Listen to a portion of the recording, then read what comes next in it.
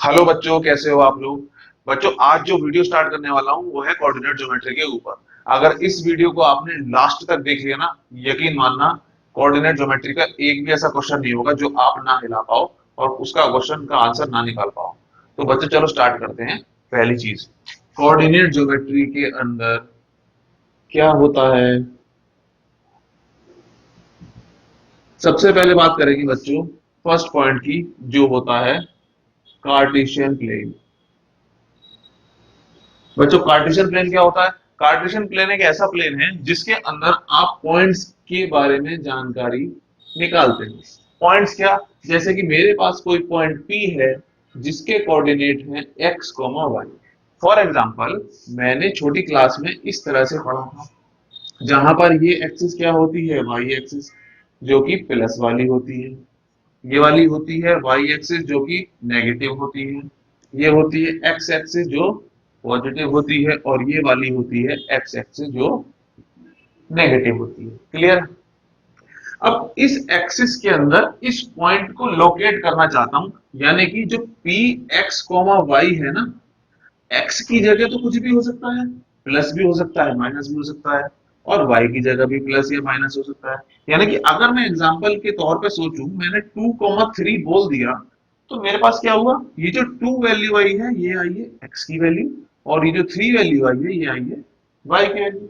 यानी कि अगर मैं इस सेंटर पर बैठा हुआ हूं और इस सेंटर से मुझे P2,3 लोकेट करना है, यानी कि मैं क्या करूंगा, दो यूनिट कहां चलूंगा, एक्स एक्सिस पर चलूंगा। यानी कि यहां से मान लो कि मैं 2 यूनिट यहां तक चला, ये कितनी यूनिट हो गई, 2 यूनिट हो गई एक्स एक्सिस पर।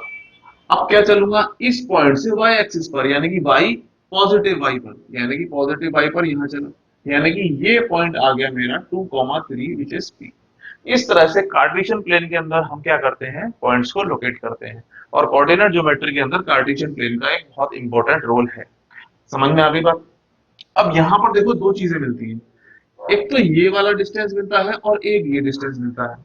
जो एक्स एक्सिस के अलोंग होता है बच्चों, उसको बोला जाता है एब्सिसा। ठीक है? और जो वाई एक्सिस के अलोंग मिलता है उसे बोलते हैं ऑर्डिनेट। तो बच्चों, एक नंबर में शॉर्ट क्वेश्चन में अगर आपके पास आ जाता है कि एब्सिसा और ऑर्डिनेट में क्या डिफरेंस होता है या क्या होता है, तो बता सकते हो कि एक्स एक्सिस के अलोंग यानी कि वाई एक्सिस के परपेंडिकुलर एक्स एक्सिस का डिस्टेंस अगर नापा जाएगा तो क्या कहलाएगा, एब्सिस का कहलाया जाएगा। और अगर एक्स एक्सिस के अलोंग वाई एक्सिस पे परपेंडिकुलर डिस्टेंस देखा जाएगा तो वो क्या कहलाएगा, ऑर्डिनेट कहलाएगा। ठीक है? अब नेक्स्ट पॉइंट आता है डिस्टेंस फॉर्मूला, जिस पर आमतौर पर आपको क्वेश्चन मिलना ही मिलना है, डिस्टेंस फॉर्मूला। डिस्टेंस फॉर्मूला से एक चीज और ध्यान रख लो, मेरे पास जो ये कार्टेशियन प्लेन होता है, इस प्लेन के ऊपर जो सेंटर होता है वो 0,0 होता है। यानी कि x की वैल्यू भी 0 होती है और y की वैल्यू भी 0 होती है। ये आपका y plus, y negative, x minus और x पॉजिटिव, ये कुछ एक्सेस होती हैं आपकी चारों। ठीक है बच्चों?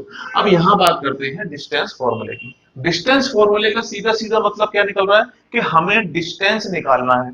अब डिस्टेंस किसका निकालना है, कोई दो पॉइंट हो गया उन्हीं का निकालना होगा। तो सपोज करते हैं कि मेरे पास एक पॉइंट P है जिसके कोऑर्डिनेट्स हैं x1 और y1। ठीक है? दूसरा पॉइंट है Q जिसके कोऑर्डिनेट हैं x2 और y2। सिंपल है ना? ठीक है, चलो। अब देखो, मेरे को कोई वैल्यू दे रखी होगी कि पी की भी और क्यू की भी, तो मुझे क्या करना होगा, इन दोनों का डिस्टेंस निकालना है कि इन दोनों के बीच में दूरी कितनी है। अब ये दोनों पॉइंट्स तो होंगे कार्टेशियन प्लेन के ऊपर। तो अब क्या करते हैं, हमारे पास फॉर्मूला होता है, जैसे कि फॉर एग्जांपल मुझे पी क्यू का ही डिस्टेंस निकालना है, तो पी क्यू का डिस्टेंस निकालने के लिए क्या करूंगा, मैं अंडर रूट के अंदर रखूंगा x2 माइनस x1 का square plus y2 minus y1 का स्क्वायर, ये करूंगा। इससे होगा क्या, देखो ध्यान दो, x2 में से x1 का स्क्वायर माइनस कर रहे हैं, मतलब माइनस करने के बाद स्क्वायर कर रहे हैं, और यहां पर भी y2 में से y1 माइनस करने के बाद स्क्वायर कर रहे हैं। फर्क क्या पड़ेगा, देखो जब भी आप दो पॉइंट्स लोगे ना, इन दोनों पॉइंट्स को लेने से, अब जैसे कुछ बच्चे क्या करते हैं, जब वैल्यूज दी होंगी इसमें से ये वाली माइनस कर देंगे, इसमें से ये वाली मेथड उल्टा उल्टा कर देंगे, लेकिन उससे कोई फर्क नहीं पड़ेगा। क्यों फर्क नहीं पड़ेगा? क्योंकि यहाँ पर आप देखो माइनस कर रहे हो, माइनस करने के बाद स्क्वायर कर रहे हो, स्क्वायर करने से क्या होगा, सिंपल वैल्यू में कोई चेंज नहीं आएगा। जैसे फॉर एग्जांपल अभी एक क्वेश्चन करके भी दिखाऊंगा मैं। अब यहाँ पर देखो आपके पास एक फॉर्मूला आ गया। चलिए, मेरे पास एक एग्जांपल के तौर पे क्वेश्चन लिखा हुआ है कि मेरे पास कोई p है 4,5 और मेरे पास है कोई दूसरा पॉइंट q 2,-3। ये दो पॉइंट्स दे रखे हैं मुझे। इन दोनों पॉइंट के बीच का मुझे डिस्टेंस फाइंड आउट करना है। कैसे करेंगे? देखो, PQ के लिए अंडर रूट। अब देखो पहले इनको मेंशन करना बहुत जरूरी है। इसको क्या करेंगे x1, इसको करेंगे y1। ये हो गया x2 और दूसरा हो गया y1। फॉर्मूला क्या है? x2 माइनस x1 का square plus y2 minus y1 का स्क्वायर। ध्यान देना, अब x2 क्या है? 2 माइनस x1 क्या है? 4 का स्क्वायर। y2 क्या है? माइनस का 3 माइनस y1 क्या है? 5 का स्क्वायर। देखो इसकी वैल्यू जब सॉल्व करोगे 2 माइनस 4 क्या होता है? माइनस का 2। माइनस 2 का स्क्वायर क्या हो जाएगा? 4। माइनस 3 माइनस का कितना हो गया? माइनस का 8। और माइनस 8 का स्क्वायर कितना हो गया? 64। यानी कि इसकी वैल्यू आ गई अंडर रूट 68। इसको और सिंप्लीफाई करोगे और वैल्यू को निकाल के दे दोगे। इस तरह से बच्चों हम क्या करेंगे, किसी भी दो पॉइंट्स का डिस्टेंस फॉर्मूला लगा के डिस्टेंस निकाल सकते हैं, पहली चीज। ठीक है। दूसरा पॉइंट कि अगर मेरे पास क्वेश्चन में बोल दिया कि कोई पॉइंट P है जिसके कोऑर्डिनेट है 6,8 या -8, इसका डिस्टेंस निकालो ओरिजिन से। क्या निकालो? डिस्टेंस निकालो ओरिजिन से। ओरिजिन पे मैंने आपको अभी बताया था, ओरिजिन पे कोऑर्डिनेट्स क्या होते हैं? 0,0। क्या होते हैं बच्चों? 0,0। यानी x की वैल्यू भी 0 होगी और y की वैल्यू भी क्या होगी? 0 होगी। उस केस में देखो जो डिस्टेंस निकलेगा, अब जैसे सेंटर को क्या बोल दिया? O बोल दिया, तो OP का डिस्टेंस कैसे निकल जाएगा? Under root x2 minus x1, यानी कि 0 माइनस 6 का स्क्वायर प्लस 0 माइनस माइनस 8 का स्क्वायर, यानी कि अंडर रूट 36 प्लस 64 100 और 10। 10 आ गया। यानी कि हमारे पास एक जनरलाइज्ड फॉर्मूला निकल के आता है। जनरलाइज क्या? कि अगर हमारे पास सेंटर से किसी भी पॉइंट का डिस्टेंस निकालना है तो x का स्क्वायर प्लस y का स्क्वायर आप क्या कर सकते हो? निकाल सकते हो। यानी कि OP, where O is the centre. Centre की स्पेलिंग गलत लिख दी है मैंने, तो ठीक है। इस तरह से आप डिस्टेंस फॉर्मूला को अप्लाई करोगे। ठीक है। तो बच्चों, सेक्शन फॉर्मूला के ऊपर बढ़ने से पहले सबसे पहले हमारे पास एक और पॉइंट आता है जिसे कहते हैं collinear points. Most important type है कोलिनियर पॉइंट। अब कोलिनियर पॉइंट्स में बच्चे बहुत ज्यादा कंफ्यूज होते हैं। देखो क्या होता है, कोलिनियर का मतलब क्या है? को लीनियर। अगर आपको लीनियर का मीनिंग मालूम है ना, तो आप इससे रिलेट कर पाओगे और आपको याद भी रहेगा, भूल नहीं पाओगे। देखो लीनियर का मतलब होता है कि सेम स्ट्रेट लाइन, ये जिसमें पढ़ा है ना लीनियर मोशन, ठीक है ना। तो लीनियर क्या होता है कि स्ट्रेट लाइन, यानी कि ऐसे पॉइंट्स जो एक सेम स्ट्रेट लाइन पर लाई करते हो किसी एक प्लेन के अंदर, वो क्या होंगे? कोलिनियर पॉइंट कहलाएंगे। ठीक है। जैसे फॉर एग्जांपल मेरे पास एक पॉइंट है A, दूसरा पॉइंट है B और तीसरा पॉइंट है P या C, मान लो कोई भी पॉइंट हो सकता है। ये तीनों पॉइंट अगर सेम स्ट्रेट लाइन में लाई करते हैं तो ये तीनों पॉइंट्स क्या कहलाएंगे? कोलिनियर कहलाएंगे। अच्छा, एक कंडीशन आती है इसके अंदर, मतलब कि अगर आपको सवाल के अंदर तीन पॉइंट्स दे रखे हैं, पूछा गया कि बताओ ये तीनों पॉइंट कोलिनियर हैं या नहीं, तो क्या करोगे? तीनों के अलग अलग डिस्टेंसेस निकालोगे। जैसे ए बी के बीच का डिस्टेंस, बी सी के बीच का डिस्टेंस और सी ए या ए सी के बीच का डिस्टेंस। इनमें से कोई भी दो का डिस्टेंस का सम तीसरे के बराबर अगर आ जाता है तो क्या कंडीशन बन जाती है? कोलिनियर की कंडीशन बन जाती है। ध्यान रखना इस चीज को, क्योंकि अगर ये पॉइंट ध्यान नहीं रखा ना तो नंबर गवा दोगे अपने, और नंबर बचाने बहुत जरूरी है। ठीक है। तो तीनों पॉइंट्स के डिस्टेंसेस के वैल्यू निकालोगे और उसके बाद चेक करोगे कि किन्हीं भी दो का सम तीसरे के बराबर आ रहा है। अगर आ रहा है तो इसका मतलब कि पॉइंट्स क्या है? कोलिनियर। ठीक है ना। अब बढ़ते हैं अपने पॉइंट पे, सेक्शन फॉर्मूला के पॉइंट पे। देखो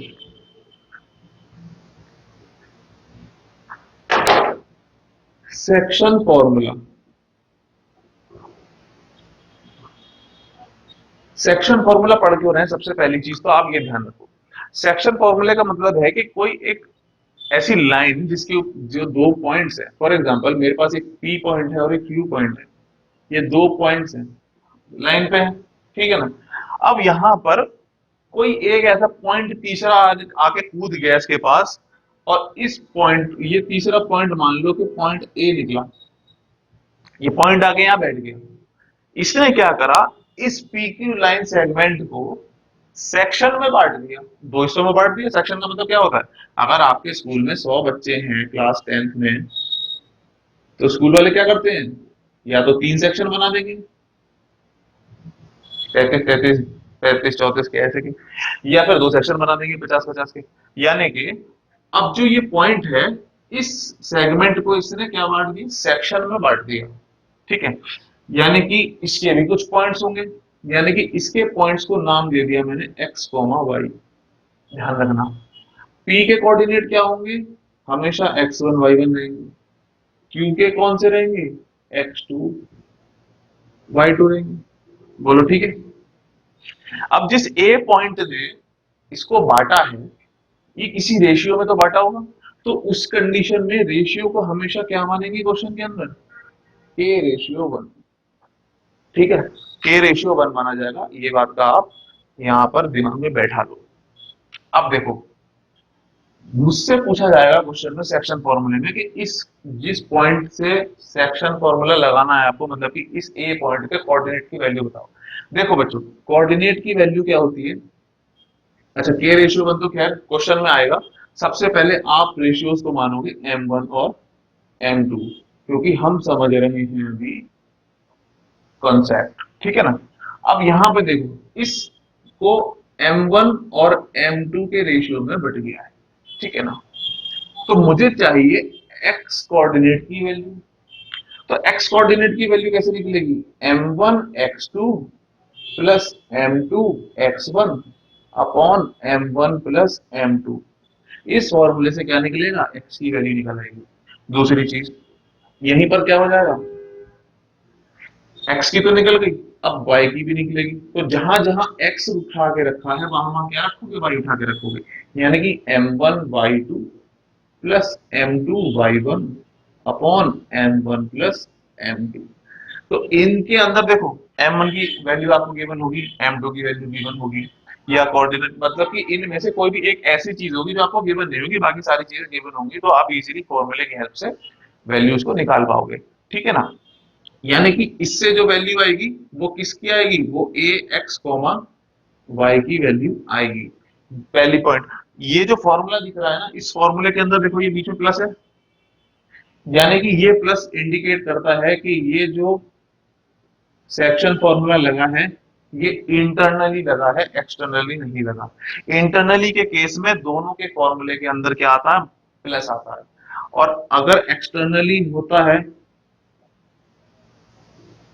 तो इनके केस में बीच में क्या आ जाता है, माइनस आ जाता है। ये ध्यान रखेंगे। एक्सटर्नली आपके कोर्स में नहीं है, इसीलिए आप नहीं पढ़ेंगे और ना आपके एग्जाम में आने वाला। इंटरनली आपके एग्जाम में आएगा, तो इंटरनली की ही प्रैक्टिस करनी है। तो ये था सेक्शन फॉर्मूले का बेस, ठीक है। इसी के बेसिस पे अभी हम सारे के सारे क्वेश्चंस करने वाले हैं। तो स्टे ट्यून्ड विद अस, और अगर वीडियो पसंद आ रही हो तो वीडियो को लाइक जरूर कर देना और चैनल को सब्सक्राइब भी कर देना। तो अब नेक्स्ट पॉइंट आता है हमारा मिड पॉइंट फॉर्मूला। देखो, मिड पॉइंट फॉर्मूला क्या है,